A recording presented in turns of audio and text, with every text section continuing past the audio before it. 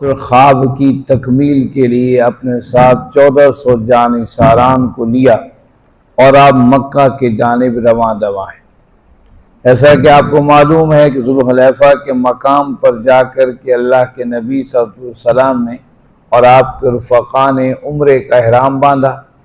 اور جو جانور تھے ہدی کے، جو قربانی کے، ان کے گلوں کے اندر قلادے ڈالے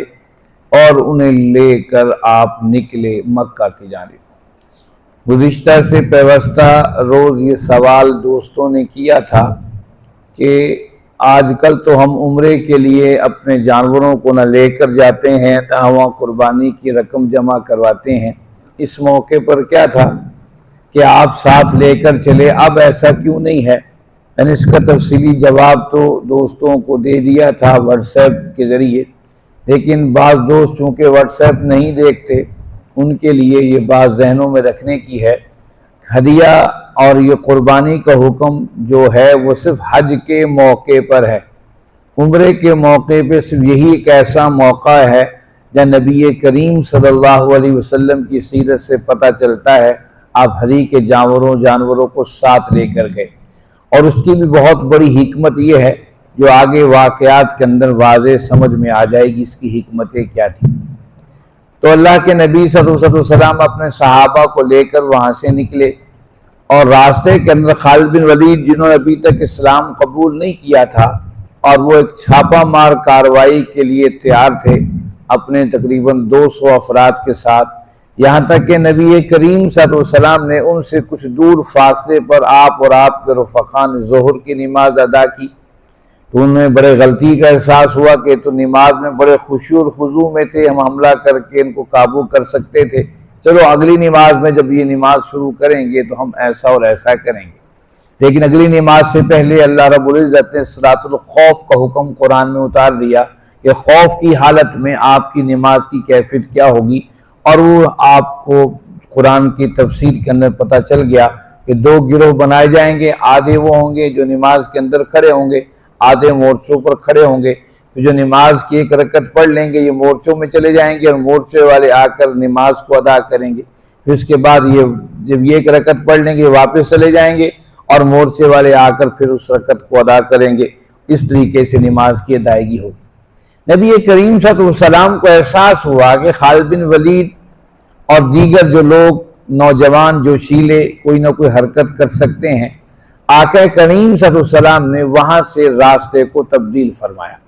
آپ نے مکہ کا وہ عام راستہ چھوڑ کر وہ دشوار گزار راستے کو انتخاب کیا، تاکہ یوں نہ ہو کہ راستے میں لڑائی ہو جائے اور کوئی نقصان ہو جائے۔ دشمن بھی حملے کے لیے بیتاب ہے، اور پھر جانثاران پیغمبر تو ویسے ہی اپنی جانیں آقا کریم صلی اللہ علیہ وسلم پر نچھاور کرنے کے لیے تیار رہا کرتے تھے، یہاں تک کہ نبی کریم صلی اللہ علیہ وسلم سنیت المرار ایک مقام ہے، آپ وہاں پر پہنچے کہ آپ کی اونٹنی بیٹھ گئی۔ صحابہ نے کہا کہ اٹھانے کی بڑی کوشش کی، آپ صلی اللہ علیہ وسلم نے فرمایا کہ اسے کچھ نہ کہو، یہ اونٹنی اڑی نہیں ہے، بلکہ اس رب نے اس کو بٹھا دیا ہے جس رب نے ہاتھی والوں کو مکہ میں داخلے سے منع کر دیا تھا اور وہ داخل نہ ہو سکے تھے، اور اس لیے اس کو اللہ نے بٹھا دیا۔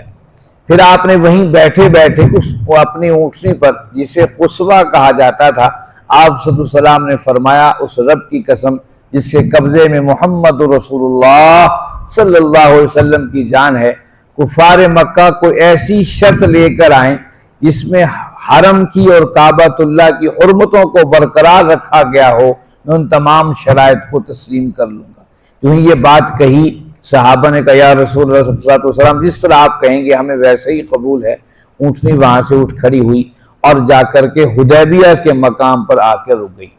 یہاں پر جب حدیبیہ کے مقام پر اللہ کے نبی صلی اللہ علیہ وسلم نے صحابہ کو پڑاؤ کا حکم دے دیا، یہاں پہلا شخص کفار مکہ کی طرف سے جو بارگاہ رسالت میں آیا اس کا نام بدیل بن ورقہ تھا۔ بدیل بن ورقہ، اس کا تعلق جو ہے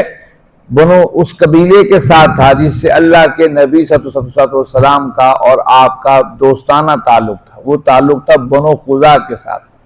بنو خزاع مکہ کا ہی قبیلہ تھا، لیکن تمام جنگوں میں جو بدر، احد، خندق میں لڑی گئی یہ لوگ اس جنگ میں شامل نہیں ہوئے، کیونکہ انہوں نے ایک معاہدہ کر لیا تھا حضرت ابو طالب سے کہ ہم آپ کے خلاف نہیں لڑیں گے، اور کافر ہونے کے باوجود اس وعدے کو نبھاتے رہے۔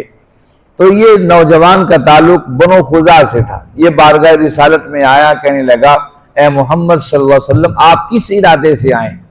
نبی کریم صلی اللہ علیہ وسلم سے فرمایا کہ مکہ والوں سے بات کہہ دو کہ آپ ہمارے درمیان سے ہٹ جائیں،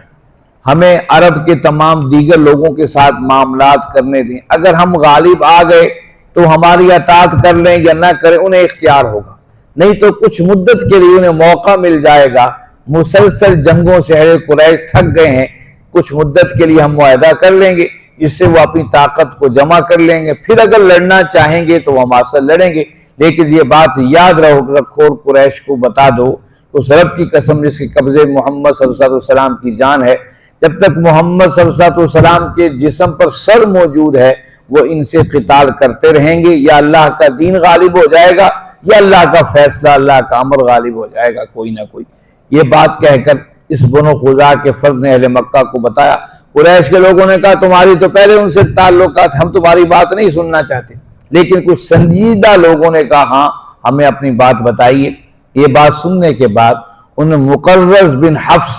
جو کافر تھا اس کو بھیجا کہ جاؤ تم بات کر کے آؤ۔ مقرز بن حفص جب بارگاہ رسالت کے اندر آیا تو اللہ کے نبی صلی اللہ علیہ وسلم نے ارشاد فرمایا اس سے زیادہ منہ نہ لگنا، جب آئے تو اس سے وہی بات کہوں گا جو میں نے پہلے کہی تھی۔ مقرز بن حفص سے وہی بات کہی اللہ کے نبی صلی اللہ علیہ وسلم نے کہ ہم اہل مکہ سے لڑنے نہیں آئے، اگر لڑنے کا شوق بھی ہے تو ہمارے ساتھ مدت طے کر لیں اور میرے عرب کے قبائل کے درمیان سے ہٹ جائیں، یا عرب کے قبائل مجھے اور میرے ساتھیوں کو مار ڈالیں گے یا میں ان پر غالب آ جاؤں گا، اس مدت میں وہ اپنی جنگی تیاری مکمل کر لیں گے، جب میں غالب آ گیا چاہے تو میری اطاعت کر لیں چاہے تو میدان میں نکل کر مجھ سے لڑائی کا ارادہ کریں۔ اس نے کہا یہ بات تو ٹھیک ہے، اس نے قریش سے جا کر یہ بات کہی۔ یہ بات ہو رہی تھی تو جلیس بن علقمہ اس نے کہا میں جا کر بات کرتا ہوں۔ جب یہ جلیس بن علقمہ، بعض روایت میں حلیس بعض روایت میں جلیس، یہ دونوں الفاظ آتے ہیں اس کے نام میں، حلیس بن علقمہ یہ بارگاہ رسالت میں آنے لگا۔ جب دور سے اللہ کے نبی صلی اللہ علیہ وسلم نے دیکھا، آپ نے فرمایا صحابہ سے اپنے ہدی کے جانوروں کو آگے کر دو، کیونکہ اس کا تعلق قبیلے کے ان لوگوں سے ہے جو ہدی کے جانوروں کا احترام کرتے ہیں۔ یہ وہ وجہ تھی جس کی وجہ سے اللہ کے نبی صلی اللہ علیہ وسلم ہدی کے جانوروں کو اس موقع پر ساتھ لے کر آئے تھے، قربانی کی جانوروں کو۔ ان سب جانوروں کو جب آگے کیا اس شخص کے سامنے